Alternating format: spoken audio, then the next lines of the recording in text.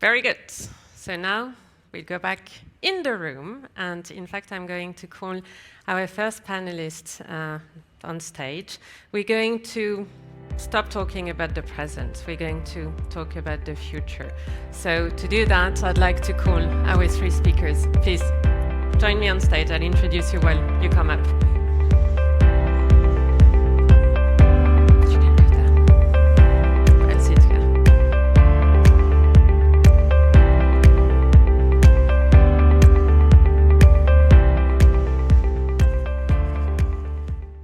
Indeed, we suggest now to jump a few years ahead and look at what we are, what we can expect, or what we need to bet on, and especially in the fields of science and technology to make our planet more sustainable.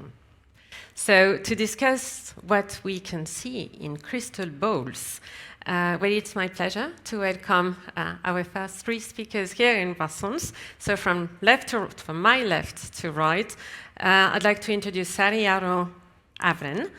You're a senior advisor and a Foresight expert at Business Finland. Next to you, a face that I think is familiar to many of you, Smits, the president of the executive board of Eindhoven University of Technology, and finally Peter Bauer, the director in charge of Destination Earth at ECMWF, again, the European Centre for Medium Range Weather Forecast, ECM being also the sponsor of this panel. So, Peter, thank you very much. Before we get on crystal balls, do you want to have a quick reaction to what we just heard from the minister? Just brief comments. Who wants to go? Well, lots of directives on her plate. Yes. And also quite an interesting wish list with regard to the technology that needs to be developed. I think a little bit about the time period. We have 7 years left to 2030. I mean, how on earth can we get us all sorted out, and notably to develop all the technology that is needed? So it's daunting, I think, and an enormous, of course, responsibility, but also pressure on the science community, because the technology will have to come from the research community to deliver. And the clock is ticking, so that is, I think, a huge challenge. Yeah. I'd agree with this. Yeah, we agree, no? I very much echo this. As a Foresight practitioner, I'm probably the pessimist in the room, and more about that, I will bring the mood down. No, you say Business Finland. Well, we'll come to that. But you say Business Finland decided to look at Foresight scenario in a more positive way. Yes, we did indeed. So you tell us but at more the same about time, that. I'm running this whole process all the time, where we look at the disruptors, where we look at the unknown knowns or known unknowns, and challenges, bottlenecks, so on. So I very much echo this, that usually the change goes much slower than we anticipate, and we have some serious bottlenecks to look at. Peter? Again, I agree. I think what the top theme is urgency. It's not just another structural program where you try to kind of make communities come together to support structural change that we need on a certain time scale. With climate change, we're on the clock. Decisions need to be made. They need to be turned into structural change. It was mentioned the change of attitude, behaviors as well. We may lose our level of standards that we used to. So connect growth with sustainability is extremely hard, and we will not win everywhere. But I think another message that I heard is that we do need research in science, and I think one of your leading questions is about science. So the science journey towards climate change and driving our understanding of where things are coming from and what they're going to be in the future is by far not finished. So we need to invest in the basic questions at the same time, as much as trying to convert them into decisions and structural change. So, foresight and the future, to be able to make these strategic decisions for the future. How can Foresight scenario contribute to developing these sustainable solutions to global challenges? Peter, do you want to just explain what Destination Earth is about? Yes, I'm sure not everybody has heard of Destination Earth. It's a European Commission activity that has been launched about a year ago. It's about designing an information system that helps exactly what I mentioned before, enable science powered through digital technologies to support decision-making with better qualities of information. And the trick is that it is based on digital twins as the main key technology. And you might have heard that in different aspects, urban digital twins or agricultural digital twins, digital twin of this or that. So at the core sits a digital twin logic that is known in industry for designing production processes, for example, or for optimizing their actual operation in practice. And we want to take this concept that is done in industry for designing engines or making them run optimally in operations or factory production process to the Earth system. And if you scale that up to that dimension, and the Earth system is every cloud is food plant somewhere, it's an energy farm, it's societal components as much as ocean sea level rise and carbon dioxide emissions. The system and the digital twin reaches a dimension that seems like impossible to reach. And the ambition of Destination Earth is to make that leap, use digital twin technology, and derive an information system that brings all this together and helps us make the right decisions. It will not do all of this. It will need time a little. But also for us, the urgency argument is very important. And so we need to invest in projects like this. Very good. So there is, on the digital side, just to stay on the digital side for a little longer, and to you all, how do you think the digital technologies can be used to prevent the future? We've got tons of data, and especially real-time data, right? So what is the potential of real-time data and other digital technologies in preventing the future? I mean, we have not even, I think, scratched the surface of all the possibilities. I once read that, we have only something like 18% of all the opportunities that are there to embed digital technologies and digital services in our production process, in our economy, in our society. So we have still a long way to go to optimize that. And look at education. And digitization of education went very far due to its Corona, COVID-19 period. Now everyone's wrestling how to further develop digitization of education. And the same for the production process, for transportation. So I think we just scratch the surface. There's still an enormous amount of opportunities which we have to exploit.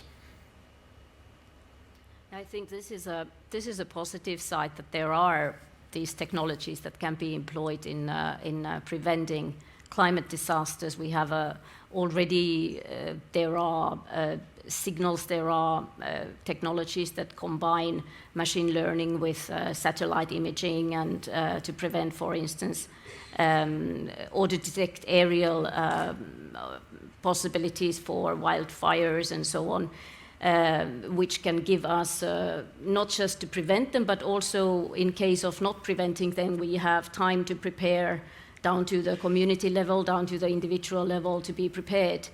So there are these two important aspects, and this is of course something very positive. It's not going to prevent the climate change, but it's more of a tools for adaptation. All right, okay, we have there's the technology part of it, of things, and the science as well. But how do we bring the technology requirements and the technology needs to the attention of policymakers? Because then that's two worlds to bridge, right? And Sari, you are a Foresight expert, and you did that exercise for Business Finland. So how can Foresight scenarios feed into strategic decisions to be made by policymakers? Do you want to explain what you've been doing in the last, 12 months? Something like this? Yeah, we've been actively doing Foresight in Business Finland and the previous organizations. Prior to that, something close to 15 years, but last year we did a thematic strategy work. We started with the extensive utilization of Foresight. And based on the future signals, change forces, we developed 12 future disruptors that have the ability to change the future markets, future operative landscapes.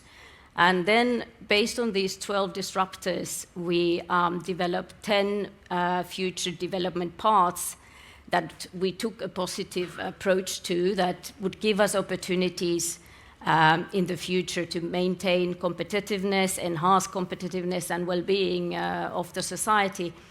And then these 10 development paths were the source to scale down to 9 focus areas for Finland and 5 thematic focus areas for Business Finland that now guide our work, missions, also innovation funding, and of course carbon neutrality, circular economy, all these are embedded there.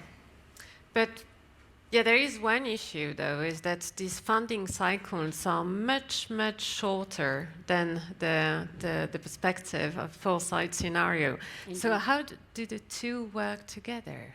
Well, the innovation funding is anyway, the cycle to do the decisions is short, but those who make the decisions, they have to understand whether some business is relevant in 10 years' time or 15 years' time and understand where the world is going, and therefore this information is not only or insight for the strategic decision makers, but also those who actually work with the companies and make the decisions. Is incrementally important for them to understand how the world is changing in 10 years' time or 20 years' time. Yeah, no, I think forward looks are of course necessary, but we have to be very careful. They are not a Google map. I mean, they are not a kind of a roadmap which clearly this is where we are going and there we will end. I've been involved myself in preparing a number of framework programs, and we always did a lot of foresight. The Bohemia study, I think, is the best well-known for Horizon Europe. 19 possible scenarios.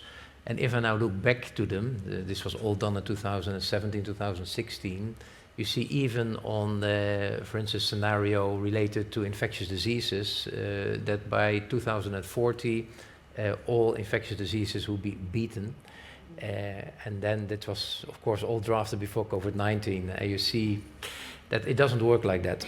So I think foresight is necessary as a kind of a scenario mapping. Don't consider it to be a Google map, and also prepare for the unexpected. I mean, if there's a war, like we have now in our continent, Ukraine, if there's a COVID-19 crisis, if there's an explosion of a volcano, they will disrupt completely all plans or scenarios you have developed. So prepare for the unprepared is very important in that context. Fallback scenarios, Sari and then Peter. Go ahead. Rhinos, black swans are an integral part of foresight, and I fully agree. At the same time, foresight practitioners do say that now we have another war, potentially in an Indo-Pacific. And there are signals pointing towards that direction very strongly. Are we preparing for that? Then suddenly we say, oh, we didn't know, we were not prepared. Yes, we did know.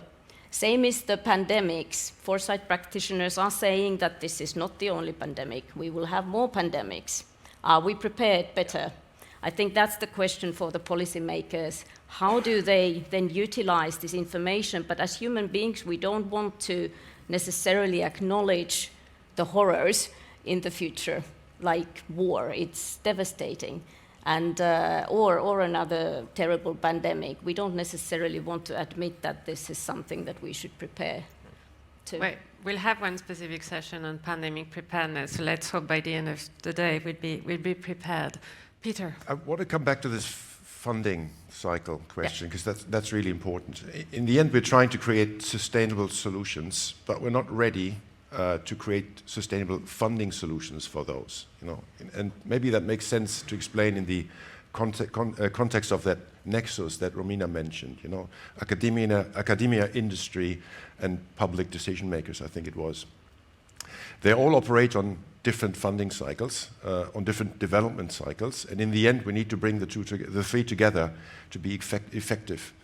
And for us in Destination Earth, for example, we critically rely on digital infrastructures at the extreme computing, for example, machine learning industry engaged in developing smart networks and smart sensors to observe new kinds of types of information that we require to support the digital twins to know what's happening in places, you know.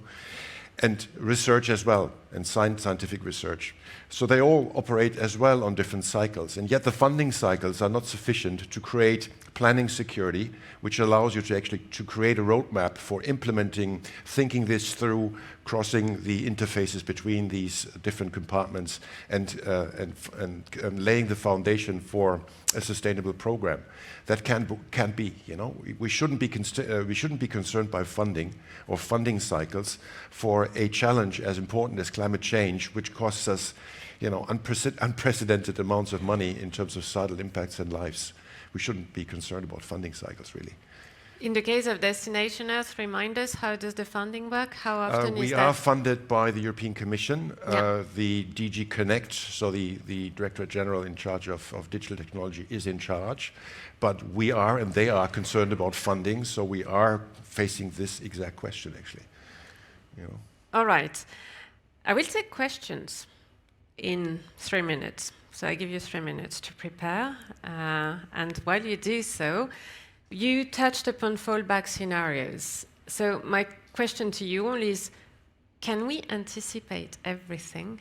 What can go wrong with these Foresight scenarios? A lot. A lot. And that's why I say it's not a Google map. We have to prepare for the unprepared. And you can do that partly through scenarios, but also, and that's why I'm such a strong supporter of frontier research of the ERC, you have to allow for the most bizarre ideas to be explored, the most bizarre concepts out of the box thinking to happen. And we all know that that was exactly what helped us to develop the vaccine for COVID-19. It was a fantastic work by a Hungarian researcher on the mRNA for many, many years, which everyone said this will lead to nothing. And suddenly this proved to be the solution for our vaccine against COVID-19. So you have, besides the scenarios, the technology development, the funding, allow for complete out-of-the-box thinking, because this will normally bring, not at the moment, but in a number of years, the solutions which you then desperately need. And that's all what the ERC is all about. So keep that always in mind. Don't try to, through roadmaps and foresights, force technology development in a certain way with all kinds of missions. Useful tool, but allow also for the bottom-up work to be done. I really agree with this. I think we have to cover our bases and keep laying the scientific foundation. Only because that takes time. It's really hard.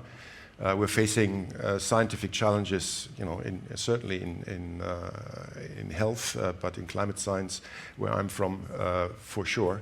So the science isn't done at all. We're only starting now, and we need, you know, to really create these sustainable solutions, much more reliability and accuracy at predicting what the possible outcomes are. Otherwise, we cannot distinguish between the impact of action scenario 1 or B.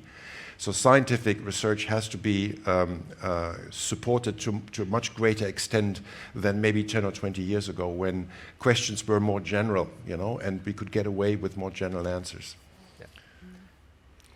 We looked a lot when we developed the disruptors. We looked a lot of the interconnectivities between these change forces, because sustainability or green transition, digital transition is not happening in a silo. Mm-hmm. There are multiple other factors that are impacting it. There are geopolitical play and societal changes, economics, obviously. Where do we get the money to do all this? So there are multiple factors that are actually connected to the success in these transitions, and actually the interconnectivities actually are I think fairly important to look at. You want to give us some examples of disruptors? You've identified 12 of them, right? Yeah, we did. Yeah, so we had their disruptors as the topics. They are not very exciting, but the interconnectivities are there. Are race for talent, race for resources, okay. Obviously, and sustainability of our current world order, decoupling, topics like this. Yeah. Good. I gave you 3 minutes. So, do we have any questions from the audience? I can't see you very well, so Vanessa, if you... Yeah, there is one. I think there is one. Can you please introduce yourself? Yeah, Massimo Busuoli, director of the Norwegian University of Science and Technology Liaison Office in Brussels. We have spoken about the methodologies and we have spoken about the foresight, but I think it would be interesting in any case to understand if in your foresight studies you have identified new paths or new needs, or if what are the outcomes of your studies are somehow in line with what the Commission has identified as future priorities that everyone knows in the room. Thank you. Who wants to answer? Well, when we do the overall foresight, basically foresight, insight, and then hopefully action, that is the responsibility of the policymakers, not foresight practitioners. We usually do deep dives into some of the bottlenecks that we identify. And for instance, for Finland, we are now looking at the dependencies of critical materials, not just the geopolitical dependencies, but also how to overcome some of the dependencies in terms of alternative materials, what kind of innovations would be needed in order to fight the scarcity of these materials that we need in order to go to reach the green transition.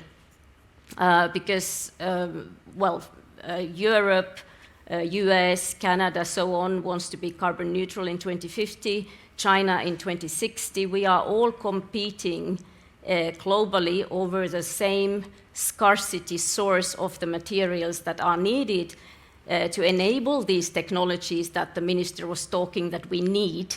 But where do we get these materials? So that is one thing.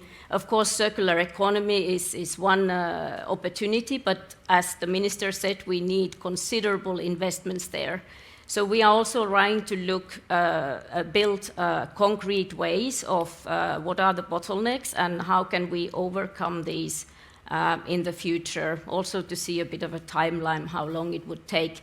But it's it's not an easy task, and I'm not sure if I fully answered your question, but this is closest that I can get. I think it's good you mention it, because a lot of the choices we make now for our green planet has side effects. Hydrogen, which you all talk about as the thing, indirect, is also a greenhouse gas, indirect greenhouse gas.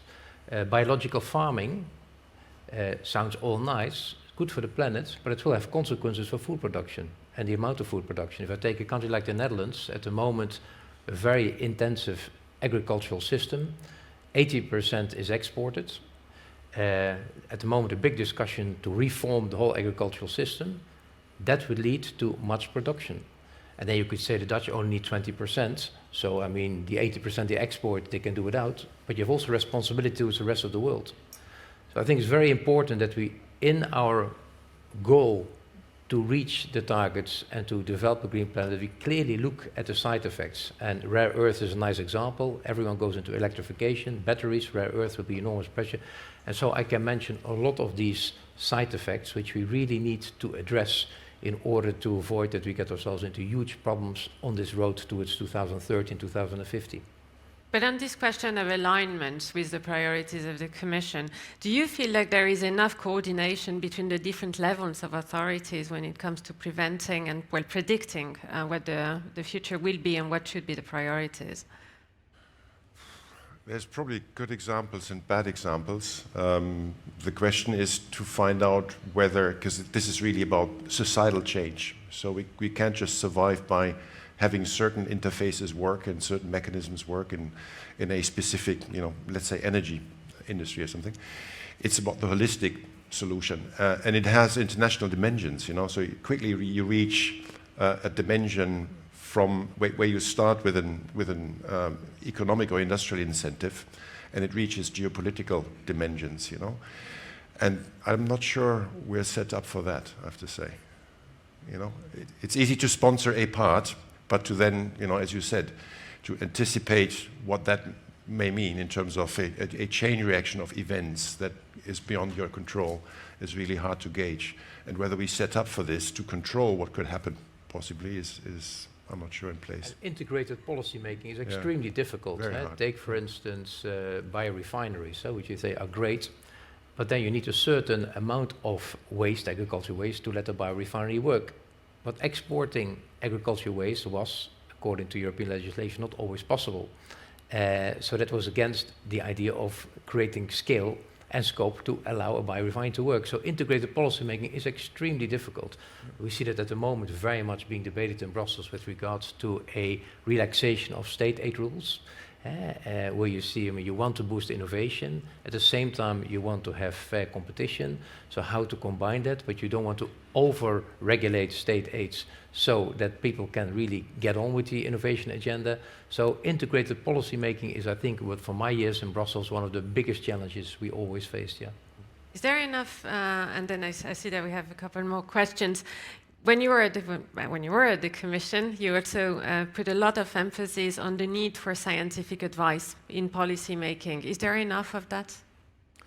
I think there's enough offer for advice. The demand is something else, because most of course, the commissioners, they want to, make legislation tomorrow, and it doesn't work like that with scientific support to policy making. So what we have been trying to do, and I still talk about we talk about Brussels, is to really talk with the different commissioners, see their plans for medium-term legislation, and then see how science could back up or prepare or support their policy making, their legislation. It's an extremely difficult process, because a lot of legislation is all short-term. And if you look at the battery of legislation, which the minister just mentioned, directives which have to go through the system, very often there's just no time to allow that to be based on sound scientific facts and scientific support. The Joint Research Centre is doing a great job in that field. SAPEA is doing a fantastic role, being set up at the European level.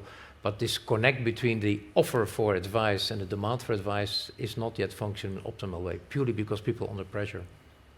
Very good. More questions? We have one here, I think. And we'll take, another one. Thomas Jørgensen from the European University Association. I'm not sure the microphone is on, though.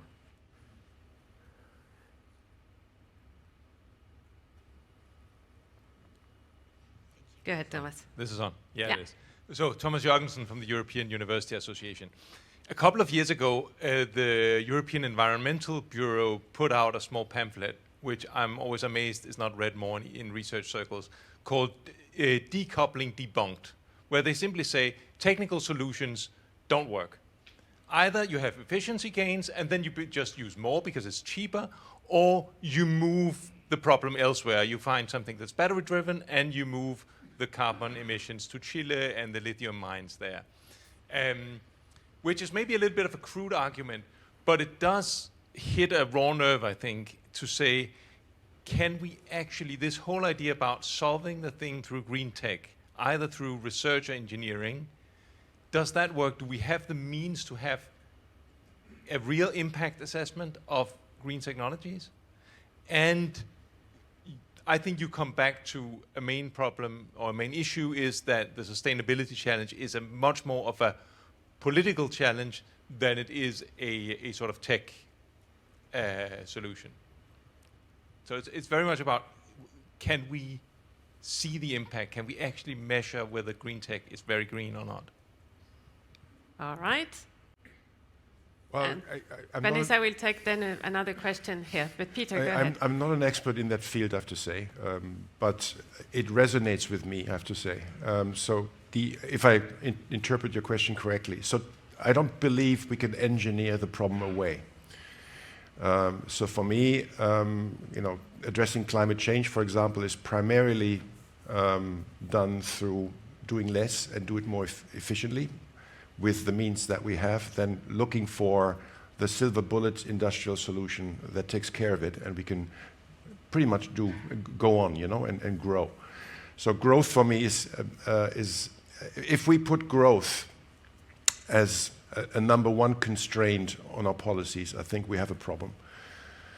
If that's a leading argument in what we're trying to achieve here, I think we're in a dangerous area. But on the other hand, saying to the citizen, it will be less in the future, is not going to work.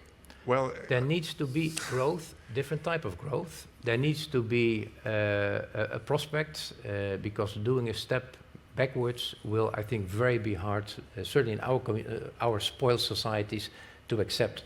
So I believe very much in technology. Well, I'm running a school for engineers, so I would be strange if I would not say. I think the solution will come from technology, will come from engineers, will come from clever people.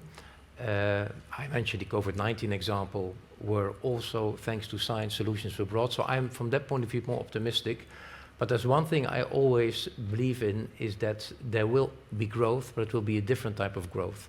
And if there is not that prospect to society, to the citizen, that there will be new opportunities, new jobs, new growth, if the message is we are greening the earth, but it will be less than it was in the sense of quality of life and wealth, it's very difficult, I think, to bring that message forward and to get acceptance in society. Gosh, it's not getting very optimistic, and my next question is even worse than that. So we have one more question. There was one here and one in the back, but I also have more questions for the panel, so brief questions, please. Go ahead. Go ahead. Yeah, okay. I'll try and keep it brief. I'm Hannah Harwood from the academic publisher PLOS. I work on the journal PLOS Sustainability and Transformation. So I'm from an open access publisher with a mission in open science. So my question's for Peter.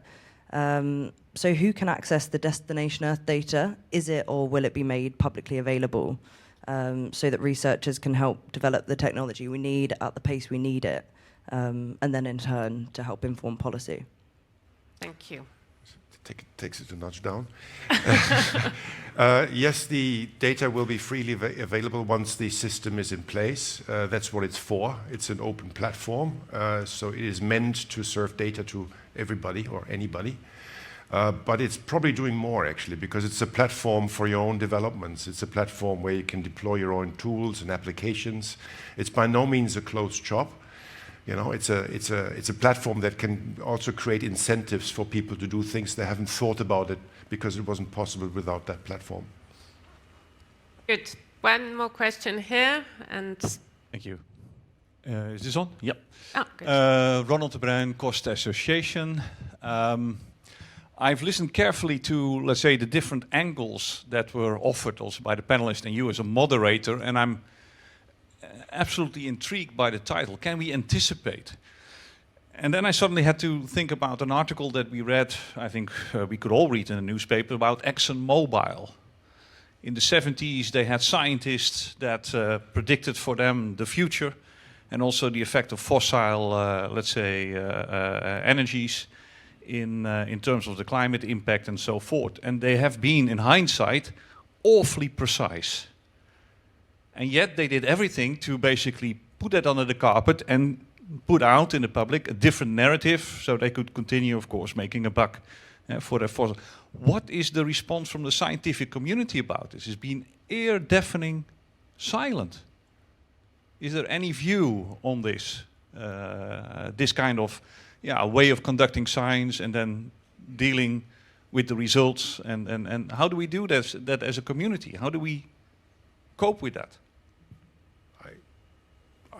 I don't think the scientific community has been quiet about this. I think it was known that these companies did research, like the tobacco companies do research about the impacts of smoking, and yet they don't do anything about it.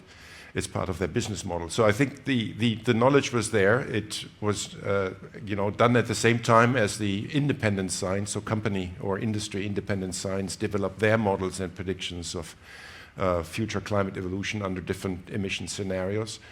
So it's just another, fact that adds to what we know about climate change. The fact that companies do that is life, I think, and this is why I'm saying we have to be careful. We need independent research. I think the scientists, climate scientists, have been on their watch. They did what they were supposed to do. There's a lot more to do, and we will follow that path. And whether a company runs a different show needs to be watched and acknowledged and critically investigated, but it doesn't take anything away from what we need to do as scientists. Well, I think it proves once again the need for a very strong academic sector. Exactly, yeah. In order to challenge certain statements or certain studies done by the private sector, but it also requires in the private sector ethical standards and rules, and that they are not just written on paper, but they also implemented.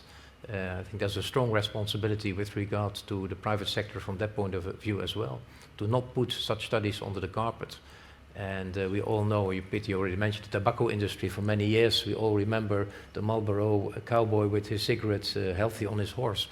I mean, while the industry knew about the impact of smoking on cancer, these things are of course unacceptable, and that's something which we could not mention often enough here. Ethical standards with regard to research in big industries is quite important, yeah.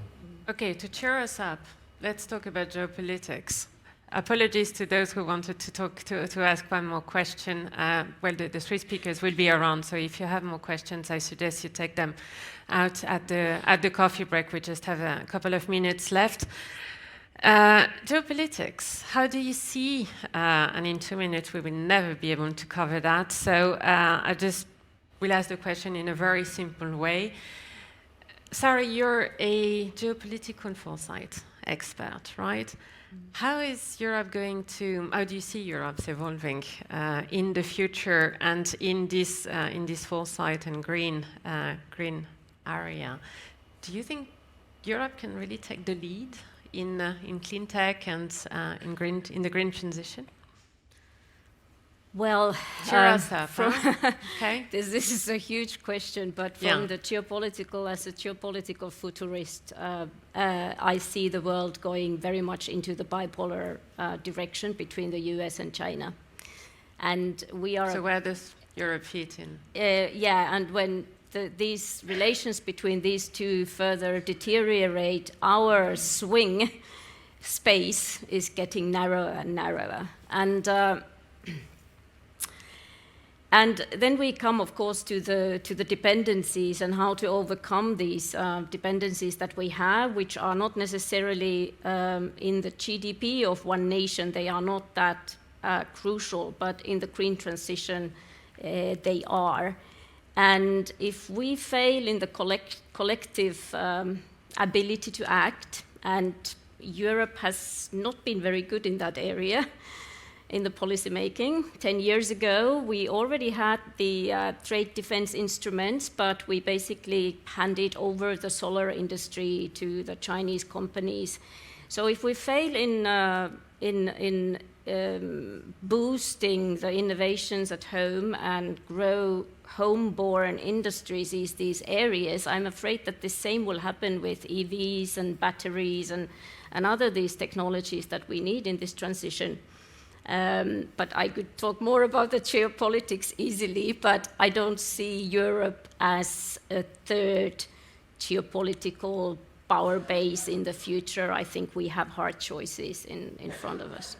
One panel later today in the afternoon will look at geopolitics, but I thought it was important just to set the scene. Final words to both of you. I'm a bit more optimistic. With 7% of the world population, 7% of the world, we still produce about 1/3 of the world's knowledge in Europe. If you look at our clean tech industry, very impressive. If you look at our labor force, highly skilled. So I think all the opportunities are there if we work much more together and we make it less complex. I always say, look at fundamental research, look at CERN. Where we unite, no one can beat us. Look at Airbus. Where we work together as Europeans, no one can beat us. Why are we not doing that for other areas as well? So I think we need to indeed cooperate much more at European level and also have to make the things much less complex. And that's why I'm very happy that Mrs. von der Leyen announced also this radical simplification, giving quicker permits, reviewing of procedures, because I think that's the enormous bottleneck of Europe. We have made it far too complex, and that's why all the knowledge there is, all the skills there are, all the creativity there is, cannot be put immediately into action of all the rules and procedures at European level and at national level. So a radical overhaul of the procedural process is, I think, absolutely necessary. But I'm an optimist. Europe can and is still and will be a strong player also in future. Peter, the final words are yours. Right. So, yeah, and then I have to bring it back to Destination Earth, which is hard. So I'm not a geopolitical expert, but I do vote. But I would say, as a scientist, I'm also slightly more positive, but that may be because I'm naive. But I still believe in leading by example, and I think what Romina said initially, Sweden can lead by example and convince others just by showing what kind of solutions they haven't even thought of and that it actually works economically and with the messaging, And so I think we have an opportunity in Europe that nobody else has. I see this in our field, which is, of course, much smaller. The fact that we manage to pull off international collaboration, not as lean as it could be, but we can, centralizing excellence in funding and resources, and lead by this example, I think shows the way. And many other continents and countries envy us for this. So I think we have a great opportunity here. I think we need to stop here. Very good. There were good final words. So please join me in thanking the first panel. Thank you.